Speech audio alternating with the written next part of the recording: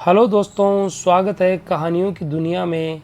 आज मैं आपके सामने एक ऐसी भारतीय वीरांगना की कहानी लेकर प्रस्तुत हुआ हूँ जिसके बारे में बहुत कम जानकारी है। दक्खन की वह वीरांगना जो मुग़लों के सामने भी नहीं झुकी, ऐसी वीरांगना थी चांद बीबी सुल्ताना। कौन थी चांद बीबी सुल्ताना और क्यों अकबर को चांद बीबी सुल्ताना के खिलाफ युद्ध करना पड़ा? तो शुरू करते हैं। चांद बीबी सुल्ताना एक भारतीय वीरांगना। चांद बीबी इतनी चतुर थी, साहसी और बहादुर थी कि यदि उसे चांद बीबी न कहकर चांद सुल्ताना कहा जाए तो कोई अतिशयोक्ति न होगी। उसने जिस वीरता के साथ अकबर की विशाल सेना का सामना किया, उसकी मिसाल दुनिया में बहुत कम मिलती है। 1591 में सम्राट अकबर ने सारे दक्खन को विजय करने की योजना बनाई। उस समय दक्खन में 4 बड़े राज्य थे: अहमदनगर, खानदेश, बीजापुर और गोलकुंडा। इन चारों राज्यों के दरबार में अकबर ने अपने दूत भेजे। इन दूतों ने कहा कि आप अकबर की अधीनता मान लीजिए। अहमदनगर, गोलकुंडा और बीजापुर के सुल्तान इससे बहुत नाराज हुए और उन्होंने अकबर की सत्ता स्वीकार करने से इनकार कर दिया। लेकिन खानदेश का शासक बहुत कमज़ोर था। इतनी बड़ी मुग़ल सेना के सामने वह खड़ा नहीं रह सकता था। उसने अकबर के सामने तुरंत आत्मसमर्पण कर दिया। जब अकबर ने सुना कि दक्खन के 3 राज्य उसकी सत्ता स्वीकार करने से इनकार कर रहे हैं, तो उसने अपने बेटे मुराद को उन्हें विजय करने के लिए भेजा। 1595 में मुराद की फौजों ने अहमदनगर को चारों तरफ से घेर लिया।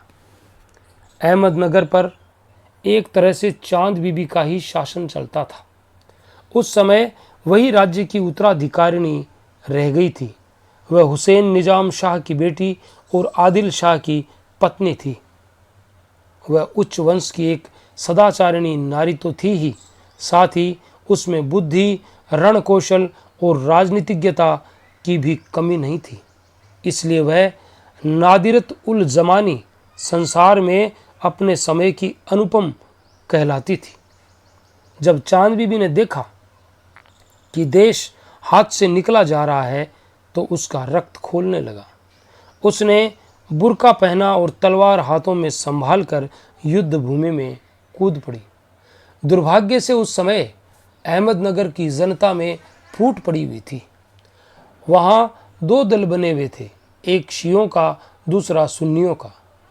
देशद्रोहियों ने मुराद के पास खबर भेजी कि हम तुम्हारी सहायता करेंगे।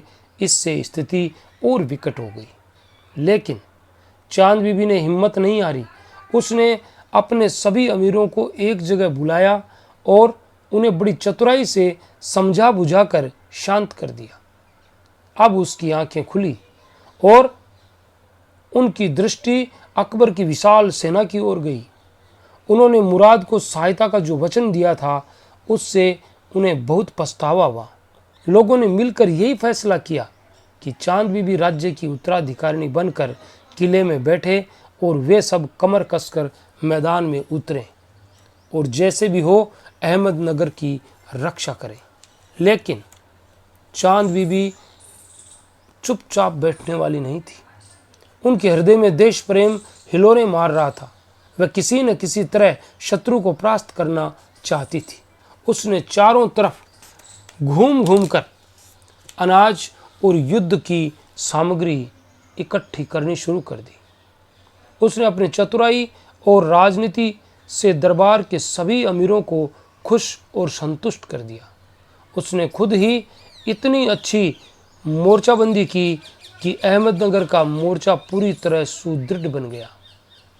इसके बाद उसने इब्राहिम शाह के लड़के बहादुर शाह को नाम मात्र का सुल्तान बनाकर सिंहासन पर बिठा दिया और बीजापुर के इब्राहिम आदिल शाह से संधि कर ली। इस पर उसकी सारी तैयारियां पूरी हो गई।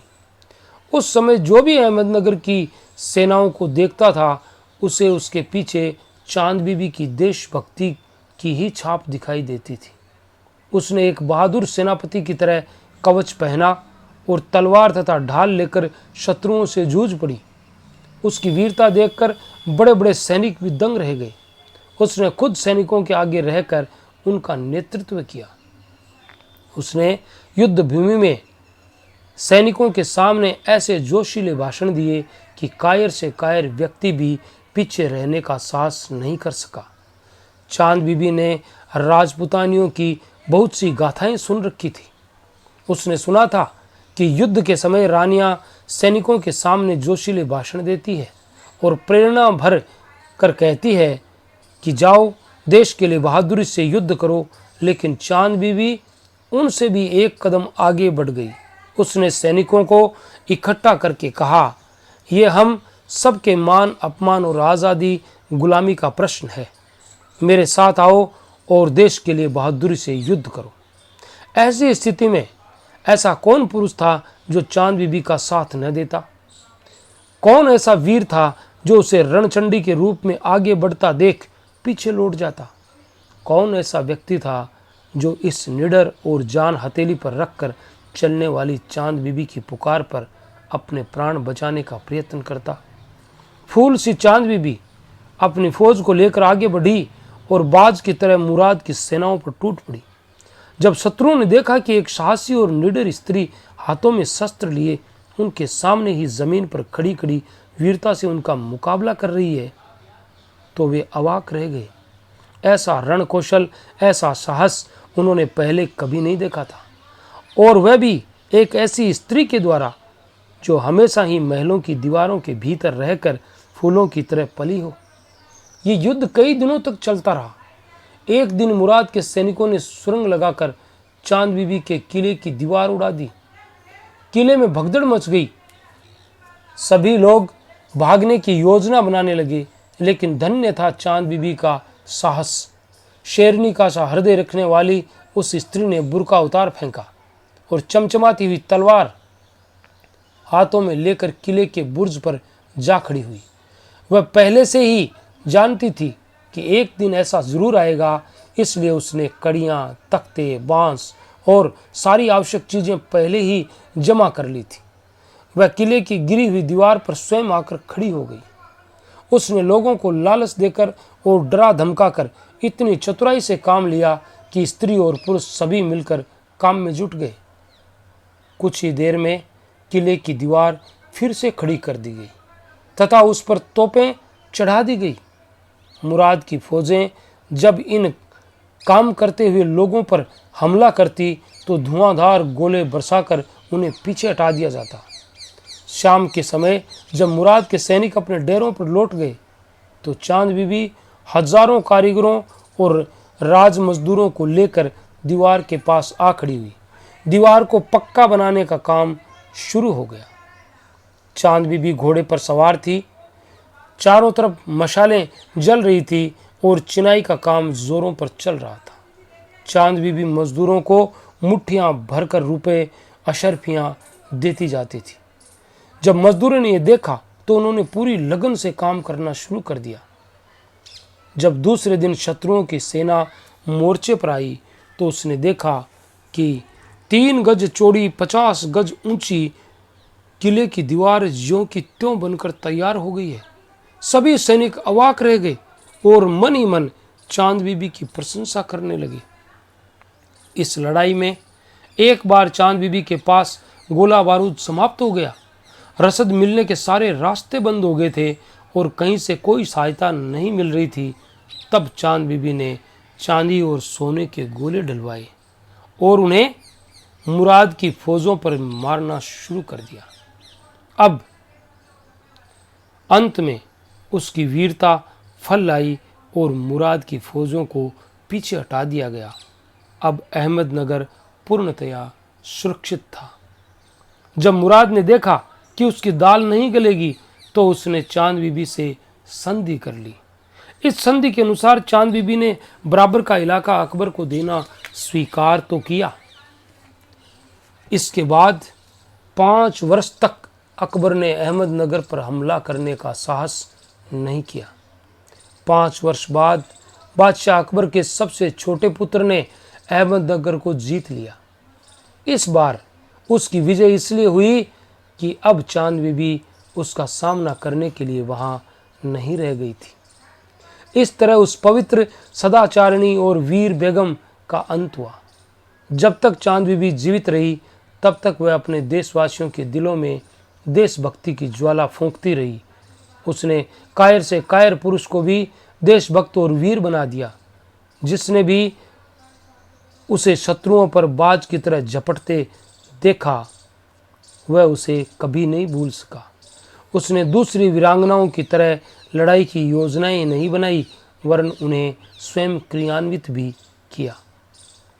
जब चांद बीबी के शत्रु मन ही मन उससे डरते थे और उसका नाम सुनकर भयभीत हो जाते थे, चांद बीबी वीरता और साहस की दौड़ में पुरुषों के कंधे से कंधा मिलाकर ही नहीं चली बल्कि उनसे आगे भी निकल गई।